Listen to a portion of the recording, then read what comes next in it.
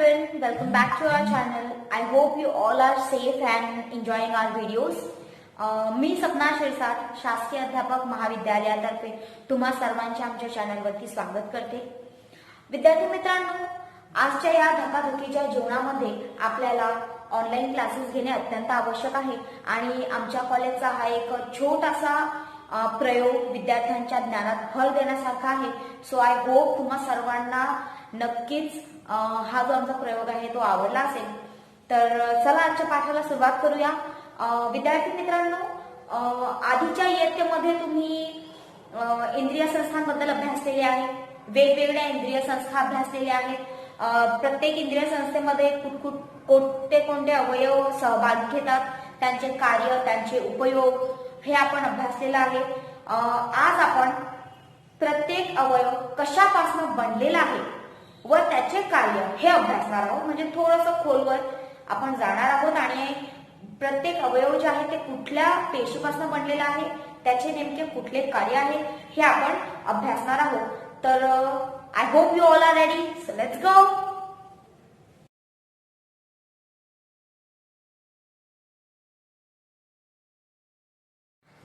तर आज आपण वर्ग 8 मधील विज्ञान विषयातील पाठ 10 पेशी व पेशी अंगके यांचा अभ्यास घेणार आहोत. यामध्ये आपण पेशींची रचना बघणार आहोत. कशा प्रकारे पेशीची रचना होते व कोणते कोणते घटक त्याच्यामध्ये सहभागी घेतात आणि त्यांचे कार्य आपण अभ्यासणार आहोत. विद्यार्थी मित्रांनो, आपल्याला माहिती आहे की सजीवांमध्ये दोन प्रकारे सजीव असतात. एक म्हणजे वनस्पती, हे सुद्धा जे सजीव आहेत, आणि एक म्हणजे प्राणी. आपण सर्व प्राण्यांच्या गणतीमध्ये येतो. तर वनस्पतीमध्ये आणि प्राण्यांमध्ये सहसा आपल्याला बराचसा फरक आढळतो. जसे वनस्पती एका जागेवर असतात, बट प्राणी एका जागेवरनं दुसऱ्या जागी जाऊ शकतात. वनस्पती आपले नैसर्गिक घटकांपासून अन्न तयार करत असतात. प्राणी आपले अन्न कुकिंग थ्रू किंवा अन्न शिजवून वगैरे तयार करत असतात. आणि ज्या प्रकारे असे आपल्याला फरक आढळतात त्याप्रमाणेच त्यांच्या पेशीच्या रचनेमध्ये सुद्धा बराचसा फरक आढळतो. आणि पुढे तुम्हाला एका चित्रामध्ये मी त्यातील फरक सांगून दिलेला आहे. तर सर्वप्रथम आपण त्या चित्राचे निरीक्षण करू आणि नंतर पुढे जाऊया.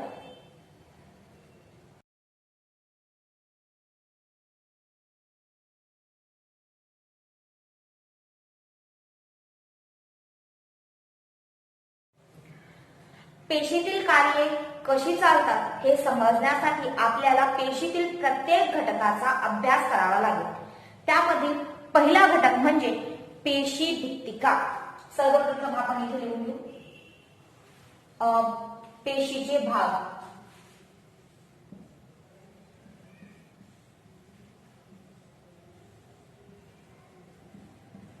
पेशीचे भाग यामध्ये पेशीचा पहिला भाग म्हणजे पेशी भित्तिका. पेशी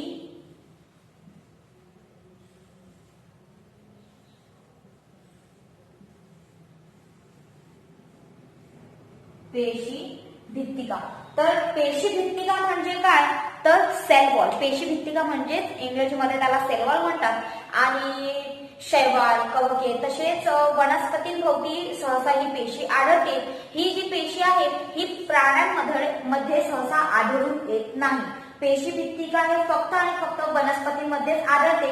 आणि त्याचे मुख्य कारण म्हणजे की पेशीला आधार देण्यासाठी, पेशीत ये जा करणारे जे अतिरिक्त पाणी आहे ते अडवून ठेवण्यासाठी, पेशीचे रक्षण करण्यासाठी पेशी भित्तिका ही सहसा वनस्पतीमध्येच आढळून येते.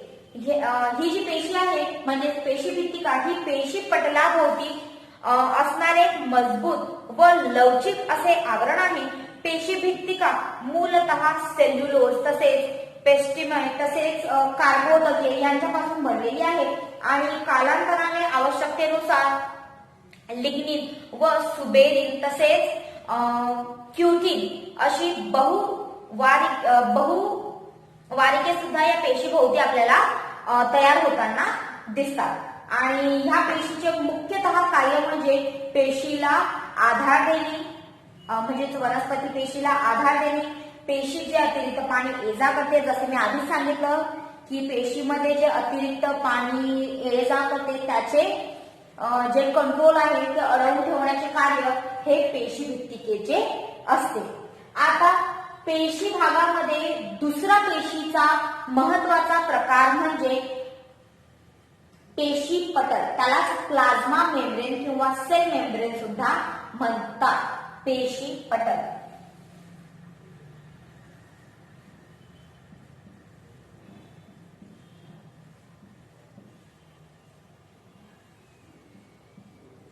पेशी पटल म्हणजे प्लाझ्मा मेम्ब्रेन किंवा सेल मेम्ब्रेन, त्याला प्रदव्य पटल असे सुद्धा म्हणतात. प्रदव्य पटल मी लिहिते और प्रदव्य पटल हा पेशीचा दुसरा महत्वाचा भाग आहे. म्हणजेच पेशीचा एक वेगळा घटक आहे आणि हे जे आहे हे पेशीभोवती असणारे एक पातळ, नाजूक आणि लवचिक असे आवरण आहे आणि पेशीतील घटकांना बाह्य पर्यावरणापासून हे जे घटक आहे हे वेगळे करत असते. पेशी पटल आणि प्रदव्य पटल म्हणजे याच ऑर मध्ये हे नाव आहे. म्हणजे प्लाझ्मा मेम्ब्रेन आणि सेल मेम्ब्रेन हे जे आहे हे पेशीला बाहेरील जे वातावरण आहे, बाहेरील जे पर्यावरण आहे ह्यापासून वेगळं धरून ठेवते. स्कुरीन मेदाच्या म्हणजे फॉस्फोलिपिड दोन थरांमध्ये मिसळलेली प्रथिने रेणू अशी पेशी पटलाची रचना असते. जसे तुम्ही या आकृतीमध्ये बघू शकता, इथे दोन प्रकारचे थर आहेत ज्याला आपण स्फुरिल मेद असं म्हणू शकतो. म्हणजेच फॉस्फोलिपिड्स असे नावाने आपण याला संबोधू शकतो. म्हणजेच प्रदव्य पटलाच्या असे याचे दोन तुम्हाला थर दिसत आहेत आणि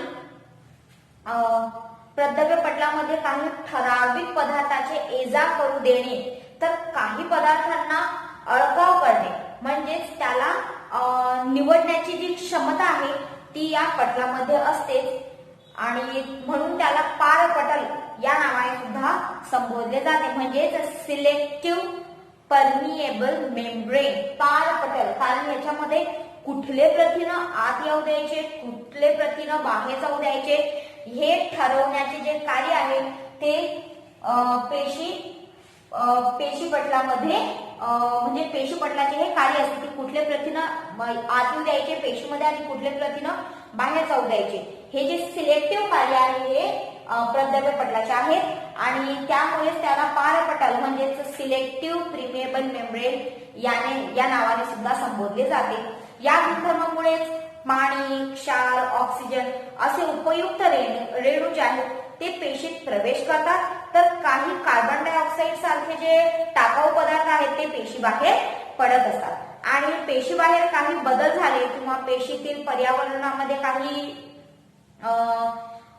फरक जाणवला तर ह्या पेशीचे जे कार्य आहे ते व्यवस्थित ठेवण्याचे जे कार्य आहे म्हणजे जर बाहेर काही फरक असेल तर पेशीचे कार्य स्थिरपणे चालू राखण्याचे काम सुद्धा या प्रदव्य पटलाचे आहे आणि या समस्थिती असे म्हणतात. म्हणजे पेशीचे जे कार्य आहे ते समस्थितीत व्यवस्थित चालू ठेवण्याचे जे कार्य आहे ते प्रदव्य पटलाचे आहे. हालाकी बाहेरील वातावरण कसेही असो म्हणजेच बाहेर ह्युमिडिटी म्हणजेच जे वॉटर वेपर्स आहेत ते जास्त असतील तर पेशीच्या आतील जी तन्यता आहे, पेशीच्या आतील जे कार्य आहे ते व्यवस्थित चालू राखण्याचे काम जे आहे ते प्रदव्य पटलाचे आहे. आता आपण बघितलंय की प्रदव्य पटल काय करतं की पेशीमध्ये ये-जा करण्याचे जे प्रथिन आहेत त्याला कंट्रोल करण्याचे कार्य करतात. तर आता पेशीमध्ये जे पदार्थ प्रवास करतात ते प्रवास करण्याच्या प्रक्रिया सुद्धा दोन प्रकारच्या आहेत. सर्वप्रथम आपण ही आकृती एकदा अभ्यासून घेऊया. तर इथे तुम्ही बघू शकता, तुम्ही तुमच्या पुस्तकाचा सुद्धा इथे उपयोग करू शकता जर आकृती तुम्हाला व्यवस्थित दिसत नसेल तर इथे तुम्ही प्राथमिक पेशी भित्तिकाची ही जी लेयर आहे ती बघू शकता. त्यामध्ये प्रथिन जे आहे ते सुद्धा तुम्ही बघू शकता. कारण प्रदव्य पटल मी दोन्ही आकृती मिळून एक आकृती काढलेली आहे. तुमच्या पुस्तकामध्ये तुम्हाला पेशी भित्तिकेची रचना वेगळी आकृती दिलेली आहे आणि प्रदव्य पटलाची रचनेसाठी वेगळी आकृती दिली आहे. तर हे लक्षात ठेवून तुम्ही आकृतीचे जे आहे ते निरीक्षण करा. त्यानंतर कार्बोहायड्रेट्सची साखळी इथे दिलेली आहे, तुम्ही बघू शकता. त्यानंतर विद्राव्य प्रथिने सुद्धा, म्हणजे हे जे आहे विद्राव्य प्रथिने सुद्धा इथे दिलेले आहेत. आणि हे जी रचना आहे ही पेशी पटलाची रचना आहे, ही सुद्धा तुम्ही इथे बघू शकता. आता जी पेशीमध्ये ये जा करण्याची, प्रवास करण्याची जी क्रिया आहे ही 2 प्रकारे चालत असते, ती आधी आपण बघून घेऊ. सर्वांनी आय होप की सर्वांनी आकृती बघितली असेल. आता आपण पेशी पटलामध्ये जी ये जा करण्याची, प्रवास करण्याची पदार्थांची जी तर पेशीमध्ये पदार्थांचा जो प्रवास असतो किंवा जी पेशीमध्ये ऊर्जा असते, चालत असते, ती 2 प्रकारे चालत असते. एक म्हणजे पेशीय भक्षक, ज्याला आपण एंडोसायटोसिस म्हणतो, आणि पेशीय उत्सर्जन म्हणजे एक्झोसायटोसिस. तर पेशीय भक्षक म्हणजे काय, तर बाहेरील वातावरणातून अन्न व इतर पदार्थ आतमध्ये येणे, गिळंकृत करणे. आणि पेशी उत्सर्जन म्हणजे टाकाऊ पदार्थांना बाहेर टाकणे. तर आता इथे मी 2 प्रकार लिहिले. पहिला प्रकार म्हणजे पेशीय भक्षक.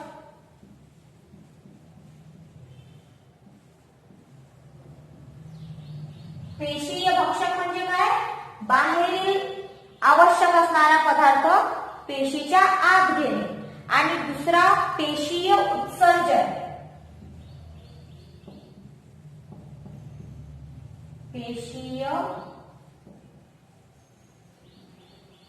पेशीय उत्सर्जन म्हणजे कुठला टाकाऊ पदार्थ असेल पेशीमध्ये, तो शरीराच्या बाहेर टाकणे, पेशीच्या बाहेर टाकणे, ते म्हणजे झालं पेशीय उत्सर्जन. अशा 2 प्रकारच्या ज्या आहेत एनर्जी, ज्या प्रक्रिया आहेत, एनर्जीच्या ऊर्जेच्या ज्या प्रक्रिया आहेत, त्या पेशीमध्ये सतत चालत असतात. आणि पेशीय उत्सर्जन जे आहे ह्याचे सुद्धा तुम्हाला पुस्तकामध्ये विविध प्रकार दिलेले आहेत. पहिला म्हणजे विसरण. विसरण म्हणजे डिफ्युजन. तर याच्यामध्ये काय होते की जेव्हा O2 किंवा CO2 यांसारखे जे लहान लहान रेणू आहेत हे पेशी बाहेर जाणे. तर विसरण म्हणजे ऑक्सिजन किंवा कार्बन डायऑक्साईड असे जे छोटे छोटे रेणू आहेत हे पेशीच्या बाहेर जाणे, यालाच विसरण म्हणजे डिफ्युजन असे म्हणतात. तर पेशी विसरण. विसरण म्हणजे कार्बन डायऑक्साईड आणि ऑक्सिजन यांचे पेशीच्या बाहेर जाणे. दुसरा यातील प्रकार सांगितलेला आहे त्यांनी परासरण.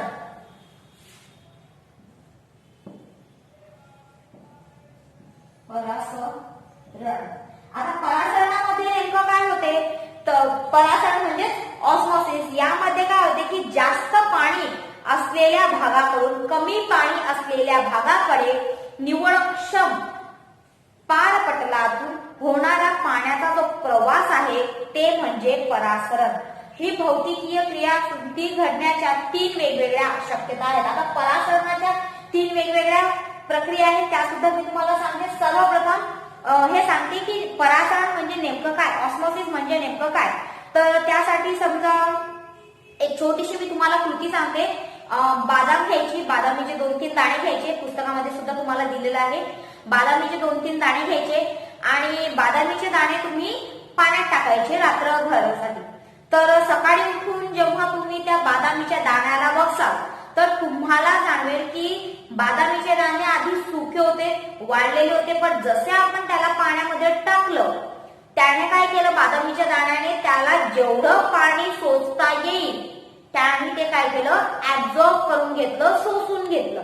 आणि त्यामुळे बादामीचे जे दाणे आहेत ते कसे झाले, फुगीर झालेले आहेत. तर यावरून तुम्हाला कळतंय कशा प्रकारे क्रिया चालते. म्हणजे समजा हे आहे पाणी आणि या पाण्यामध्ये कुठेतरी एखादी पेशी आहे, ठीक आहे. तर जर बाहेरील वातावरणात पाण्याचे प्रमाण जास्त असेल तर ही पेशी काय करेल, ही पेशी स्वतःला सुद्धा त्या बाहेरील वातावरणाशी ऍडजस्ट करून घेईल. म्हणजे ती स्वतः जेवढ्या पाण्याची त्याला आवश्यकता आहे ते पाणी शोषून घेईल, ठीक आहे. आणि समजा बाहेरील पाणी कमी असेल, बाहेरील वातावरणामध्ये समजा पाण्याची कमतरता असेल तर ही पेशी काय करेल, समजा आता बाहेर पाण्याची कमतरता आहे तर ही पेशी काय करेल, ही पेशी त्याच्या आतमधील पाणी बाहेर सोडेल. जसे आपल्याला असतं ना, आपण जसे उन्हाळा असेल तर उन्हाळ्यामध्ये बाहेरील वातावरण खूप हे असतं, सुख असतं, त्यामुळे आपलं शरीर काय करतं, घाम सोडतं है ना. आणि हिवाळ्यामध्ये बाहेरील वातावरण नॉर्मल असतं, त्यामुळे आपल्या शरीराला जास्त घाम येत नाही, म्हणजे आपली शरीराची पेशी सुद्धा त्याला म्हणजे प्रतिसाद देत असते. तसंच वनस्पतीमध्ये सुद्धा होतं की परासरण ऑस्मोसिस म्हणजे की वातावरणात पाण्याचा किती प्रमाणात म्हणजे पाणी अवेलेबल आहे त्याच्याशी ते स्वतःला ऍडजस्ट करून घेतं, स्वतःला ते त्याच्याशी निभावून घेतं असं आपण म्हणतो. आणि परासरणाच्या मुख्यतः 3 यांनी वेगवेगळे शक्यता सांगितलेल्या आहेत, त्या म्हणजे समपरासारी द्रावण, अवपरासारी द्रावण आणि अतिपरासारी द्रावण. ठीक आहे, तर परासरणाच्या त्यांनी 3 वेगवेगळ्या शक्यता सांगितलेल्या आहेत. पहिला आहे समपरासारी,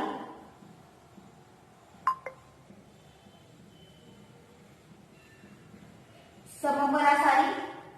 दुसरा सांगितलेला आहे अवपरासारी.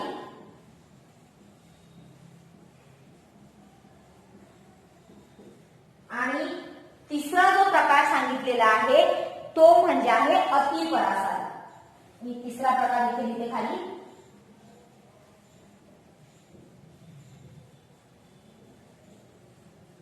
ठीक आहे, तर आता समपरासारी म्हणजे काय, तर पाण्याचे प्रमाण सारखे असणे, पेशीभोवती असलेले जे माध्यम आहे व पेशी आहे या दोन्ही मध्ये जेव्हा पाण्याचे प्रमाण समान आहे तर त्यामुळे पेशीला बाहेरील पाणी आत घेण्याची आवश्यकता नाही किंवा स्वतः जवळील जे पाण्याची लेवल असेल ती बाहेर सोडण्याची सुद्धा आवश्यकता नाही. तर कारण की बाहेरील वातावरणात आणि आतमध्ये पेशी दोन्ही याच्यामध्ये पाण्याचं जे प्रमाण आहे ते समान आहे, म्हणजेच त्याला समपरासारी द्रावण असे म्हणतात. दुसरा प्रकार म्हणजे अवपरासारी.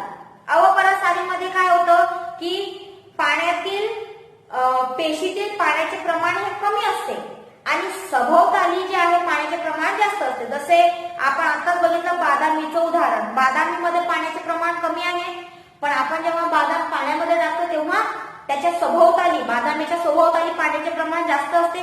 तर अशा वेळेस बादाम काय करते, पेशी म्हणजे जे एक्स्ट्रा पाणी आहे, जे बाहेर पाणी आहे ते स्वतःमध्ये ओढून घेते आणि पेशीतील पाण्याचं प्रमाण आणि बाहेरील पाण्याचं प्रमाण समान करण्याचा प्रयत्न करते, ते म्हणजे अवपरासारी.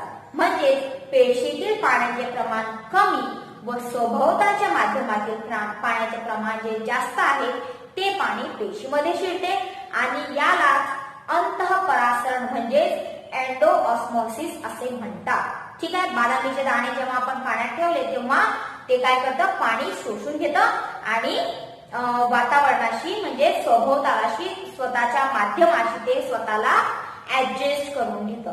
आता परासरणाचा तिसरा प्रकार म्हणजे अतिपरासरण. तर अतिपरासरण म्हणजे काय, तर पेशीतील पाण्याचे प्रमाण जास्त होते, म्हणजे अवपरासारीचे एक्झॅक्ट अपोजिट. पेशीतील पाण्याचे प्रमाण जास्त असते आणि पेशीतील पाण्याचे प्रमाण जास्त झाल्यामुळे काय करते, ते स्वतः पेशीतील पाणी बाहेर निघते, वातावरणात बाहेर पाणी निघते. म्हणजे पेशीतील पाण्याचे प्रमाण जास्त व पेशीभोवतालच्या माध्यमातील पाण्याचे प्रमाण कमी, यामुळे पेशीतून पाणी बाहेर पडते. उदाहरणार्थ त्यांनी पुस्तकामध्ये दिलेलं आहे की फळांच्या कोडीसारख्या घट्ट पाकात टाकलेल्या कोडीतील पाण्याचे पाकात जाऊन थोड्या वेळाने त्या आकसतात, असं उदाहरण मला पुस्तकामध्ये दिलेलं आहे. आणि अतिपरासारी द्रावणात ठेवल्याने प्राणी पेशी जे आहेत किंवा वनस्पती पेशी जे आहेत ते पाणी बहिपरासरण करतात, म्हणजेच एंडोऑस्मोसिस करतात, म्हणजेच स्वतःतील पाण्याचं प्रमाण कमी करतात आणि सभोवतालच्या माध्यमाशी स्वतःला ऍडजस्ट करून घेतात. या प्रक्रियेमुळे बाहेर पडणारे पाणी जे आहे ते किंवा जे पेशी द्रव्य आहे ते आकसते आणि या क्रियेला रससंकोच असे सुद्धा म्हणतात, म्हणजे प्लाझ्मोलिसिस असे सुद्धा म्हणतात। यासाठी हे आणखी व्यवस्थित समजण्यासाठी पुढे मी तुम्हाला एक आकृती दिलेली आहे, त्या आकृतीचे निरीक्षण करा आणि ऊर्जा म्हणजे पेशीमध्ये ऊर्जा न वापरता ज्या चालणाऱ्या क्रिया आहेत त्या समजून घेण्याचा या आकृतीद्वारे तुम्ही प्रयत्न करा।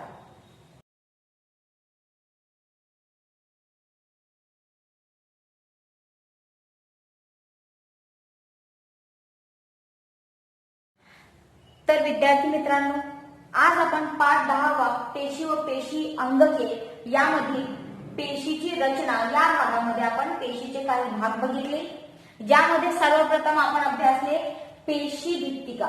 पेशी भित्तिका म्हणजे सेल वॉल, जी फक्त आणि फक्त वनस्पती पेशींमध्ये आढळून येते आणि हे एका प्रकारे पेशीला संरक्षण देते।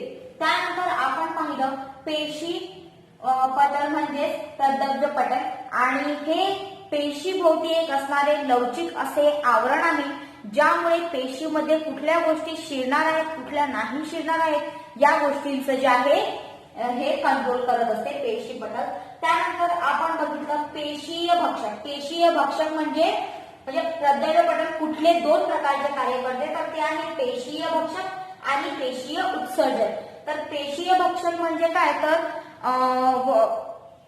पेशीमध्ये कुठल्या गोष्टी आत येतील म्हणजे अन्न किंवा आवश्यक असे जे प्रथिन आहे ते गिळंकृत करणे म्हणजे पेशीय भक्षक, आणि नंतर दुसरा म्हणजे पेशीय उत्सर्जन म्हणजे अनावश्यक वस्तूंना पेशी बाहेर टाकणे म्हणजे पेशीय उत्सर्जन। तर यामध्ये पेशीय उत्सर्जन आणि पेशीय भक्षक सोडून आणखी आपण दोन प्रकार अभ्यासले, ते म्हणजे विसरण। विसरण मध्ये काय होते, तर CO2 म्हणजे कार्बन डायऑक्साईड आणि O2 म्हणजे ऑक्सिजन यांना पेशीच्या आत घेणे किंवा पेशीच्या बाहेर टाकणे, हे जे दोन कार्य आहेत हे म्हणजे विसरण। आणि ह्याचा दुसरा प्रकार म्हणजे परासरण। परासरण म्हणजे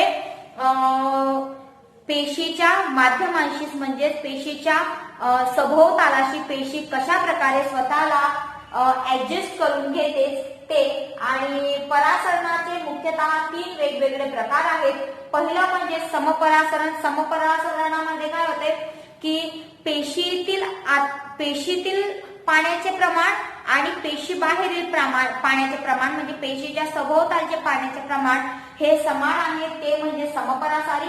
त्यानंतर अवपरासारी। अवपरासारी म्हणजे पेशी बाहेरील पाण्याचे प्रमाण जास्त आणि पेशीतील प्रमाण कमी, आणि अतिपरासारी म्हणजे पेशीतील पाणी जास्त आणि पेशी बाहेरील पाण्याचे प्रमाण कमी। तर अशा प्रकारे आपण पेशीचे काही भाग अभ्यासले। येणाऱ्या व्हिडिओमध्ये आपण पुन्हा काही पेशीतील कार्य बघू, पेशीचे काही अवयव बघू, पेशीचे काही भाग बघू, आणि आजच्या या भागाशी या घटकाशी तुमचा जो स्वाध्याय आहे तो म्हणजे तुम्हाला पेशी भित्तिका व पेशी पटलाची आकृती अभ्यासायची आहे, आकृती काढायची आहे, जी मी आधी तुम्हाला दाखवलेली आहे।